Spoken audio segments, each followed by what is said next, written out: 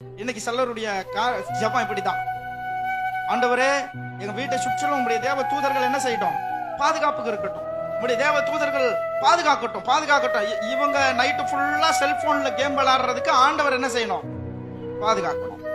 இவங்க இரவு பூரா செல்போன்ல யாரு கூடயே சேட் பண்றதுக்கு ஆண்டவர் என்ன செய்யணும், பாதுகாக்கணும்.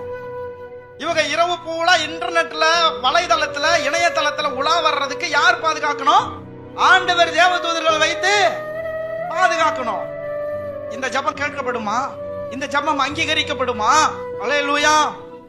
அன்பு தேவ பிள்ளையே, நான் தேவ சமூகத்துல உத்தமனாய் என்னுடைய வார்த்தைக்கு கீழ்ப்படுகிறவனாய், அல்லேலூயா, தேவனோடு நடக்கிறவனாய் தேவ கிருபையை பெற்றுக் கொள்ளும் பொழுது பாதுகாப்பு என்பது எனக்கு கொடுக்கப்படுகிறதான ஆசீர்வாதத்தில் ஒன்று.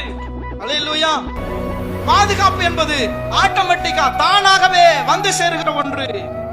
ஆகவே தானாக வந்து சேருகிற ஒரு காரியத்திற்காக நான் அழுது புலம்ப வேண்டாம், ஆண்டவரிடத்துல மண்டியிட வேண்டாம்.